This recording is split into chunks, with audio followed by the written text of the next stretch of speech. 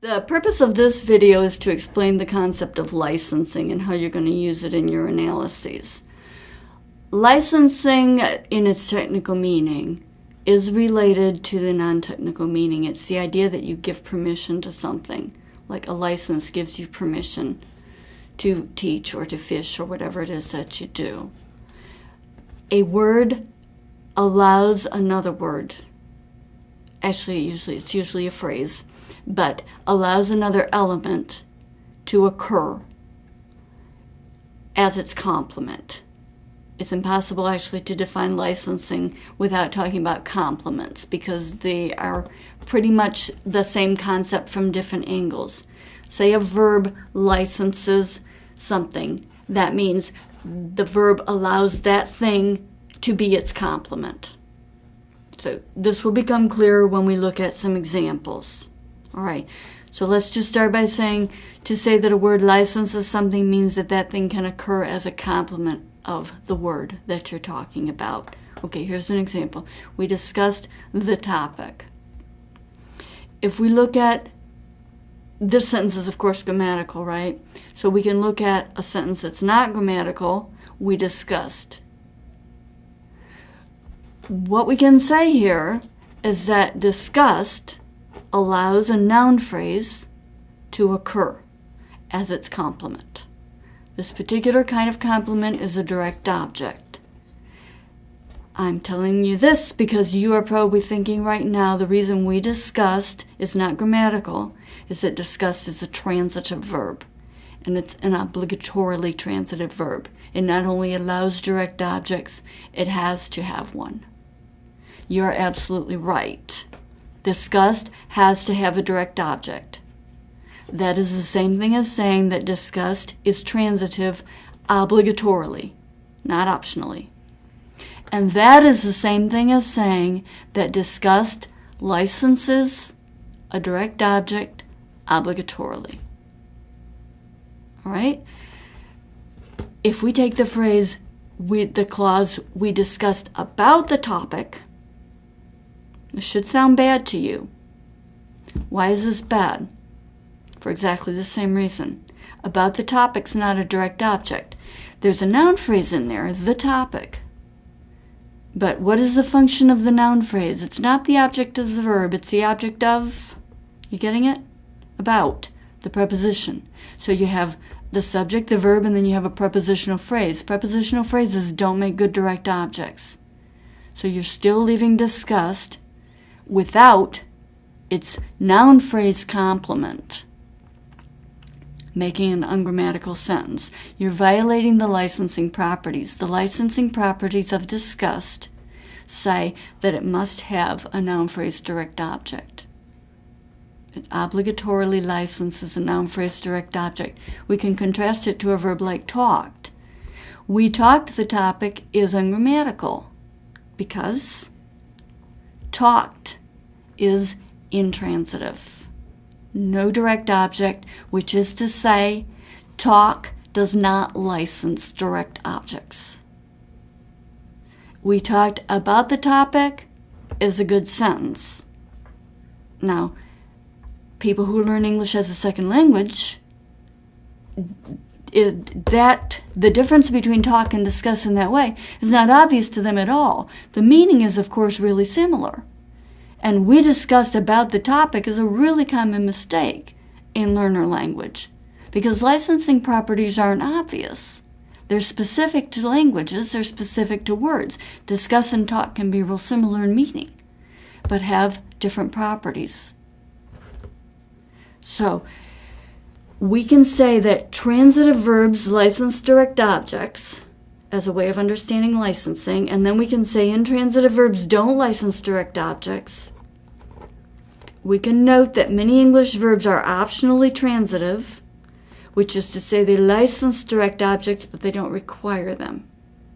So, like eating, right?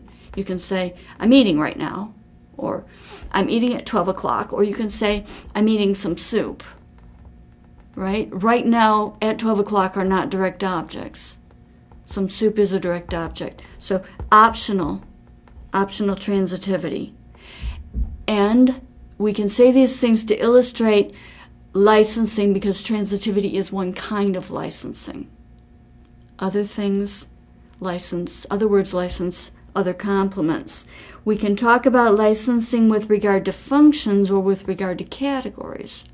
So we can say, for example, that certain verbs license direct objects. Direct object is a function. It's not a class, right? It's not like saying a noun phrase or a prepositional phrase. We're saying they license anything that will make a good direct object.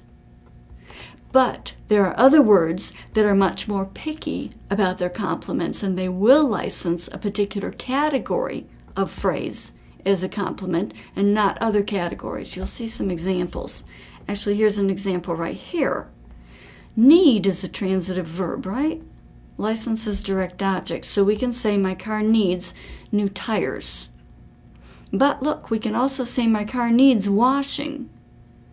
So the object of need, or the complement of need, it can be a noun phrase, new tires. It can also be washing, something like washing, which is a gerund participle. And actually, washing here constitutes a clause, and washing is the head of the clause. If that's not clear to you right now, don't worry about that. Just take my word for it that washing is a gerund participle, therefore clauses headed by gerund participles can be a complement of need. And in the same way, my car needs to be washed. To be is an infinitive, right? You don't have to know a whole lot about non-finite clauses to recognize infinitives. So my car needs to be washed is a grammatical sentence which illustrates that needs also accepts complements that are infinitive clauses. Clauses headed by infinitives. So we can say that three kinds of complements are licensed by need in standard English: noun phrases, clauses headed by gerund participles, and clauses headed by two infinitives. Now, you may be thinking right now that you are familiar with some dialects where you can use a different kind of complement. How about this one? My car needs washed. Does this sound like a good sentence? Trick question. Yes, it sounds like a perfectly good sentence in many varieties of Appalachian English. It's actually not grammatical in standard English. How can we explain this difference? Well, most people can tell you that my car needs washed is a good sentence or most people familiar with a dialect can tell you that my car needs washed is a good sentence in their dialect, but they don't think that it's acceptable in standard English. They don't usually hear it when they leave the area. People who take this class, I hope you can say something a little bit more sophisticated.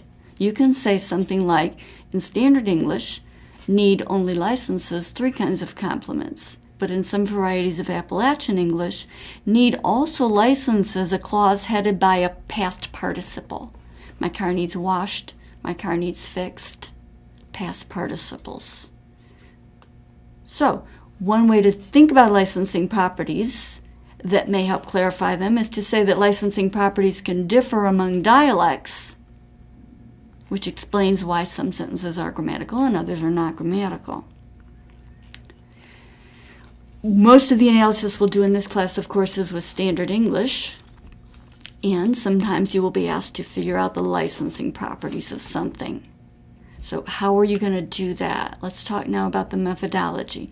Now here's an example question. Suppose I give you a question like this. The verb know licenses declarative clauses, closed interrogative clauses, and open interrogative clauses. I know you haven't met all the clause types yet. It's okay. Here's an example, and you're going to recognize them.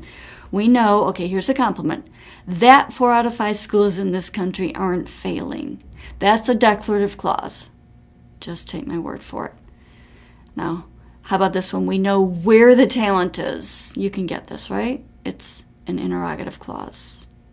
This one's called, let's see, an open interrogative clause. The ones that start with the WH words are open interrogative clauses. We'll do that later. Here's a closed one. We wanted to know whether people would get involved. So you see that there are 3 kinds of clauses, 1 declarative clause and 2 kinds of interrogative clause, and they are complements of the word know. You see that? Okay? And the end of the question would be, what about the verb convince? So I'm asking you to figure out whether convince licenses the same three kinds of clauses as no. What are you going to do? You're going to look for data. First of all, you're going to think about, try to make up a sentence and see if it sounds grammatical to you. Then you're going to look in the corpus and see if you can find a similar sentence. So let's try it with a declarative clause. It's very hard to convince them that this won't happen again. There's a declarative clause, that this won't happen again. Does the sentence sound good? It sounds perfectly good. Can you find others like it in the corpus? Yeah, you can find plenty. Don't worry about the word them. I'm going to talk about that in a minute. That this won't happen again is a complement of convince. How about this? Try to convince them what they should do. Grammatical? I don't think so. And you don't actually find these in the corpus. You don't find ones like this either. Try to convince them whether they should go. The interrogative clauses, neither type works. Your conclusions would be convince licenses declarative clause complements. It does not license interrogative clause complements of either type. And you would present your data. That would be a good answer. There are three things that can trip you up when you're trying to do this kind of analysis. So let me see if I can explain them now, and then it's kind of inevitable that at least some people will still have these problems. So we'll mention them again. I'll explain them again when we come to them, but let's try to at least get a head start now. One thing not to do, don't put the thing that might be a complement, in this case like a declarative clause or a certain kind of clause, right? Don't put that clause in a place where the potential licensor can't license it. So here's an example. Is convince licensing an interrogative clause in this sentence? Did they convince you to join? Would this be a good sentence if you were trying to show me that convince licenses interrogative clauses? Look at it and think about it. You can say the whole thing is an interrogative clause. It's an open interrogative clause, and convince appears in it. Does this mean that convince licenses it? No. It pretty much means that you can't tell anything about whether convince licenses it, because convince is inside it. If convince is inside the clause can't possibly be a complement of convince. Compare that to the sentence that we had before. Try to convince them whether they should join, or try to convince them what they should join. In those cases, the interrogative clause is a complement of convince, and those are the cases where it doesn't work. This sentence is grammatical, but it doesn't prove anything. So compare it to these sentences. Which we saw before. It's very hard to convince them that this won't happen again. You see how that this won't happen again is the complement of convince? It's not that convince is inside the declarative clause. Convince them what they should do. What they should do is not inside. Convince is not inside the declarative clause what they should do. Whether they should go is a complement of convince. It doesn't include convince. These sentences do demonstrate that convince licenses these clauses. I'll demonstrate this to you by changing the verb. Suppose the first sentence said, it's very hard to convert them. That's a perfectly good sentence, right? It's very hard to convert them. No, how about this? It's very hard to convert them that this won't happen again. No. The sentence completely crashes. The sentence completely can't be understood grammatically. Convert does not license that this won't happen again. Convince licenses it. Try to convince them what they should do is a bad sentence, right? Convince does not license the interrogative clause. But how about this? Try to tell them what they should do. Perfectly good, right? Do it with the open interrogative. Try to tell them whether they should go. Perfectly good. The reason that what they should do can appear in the sentence try to tell them what they should do is because of the verb. It's because tell licenses an interrogative clause, convince doesn't license an interrogative clause. Right? So when you test the properties, make sure you put the thing that might be a complement in the place of the complement to the word that you're testing. Second thing not to do. So we can contrast these two sentences. When you have did they convince you to join, the complements of convince are you, which is a noun phrase, and to join, which is an infinitive.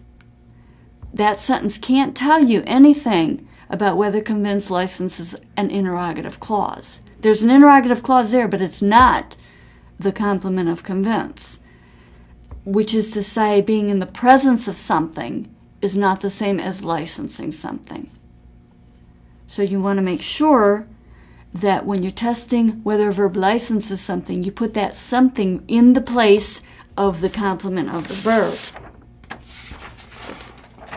Okay, the second thing to not do when you're doing a licensing analysis is getting the kind of complement wrong, not building the right kind of complement. How about if we take these three sentences and we're still working with the same question? Can convince license a declarative clause or an interrogative clause of either type? Say you give me these three sentences as your data. What are you going to be able to conclude from them? I'm going to give you a minute to look at them and tell me why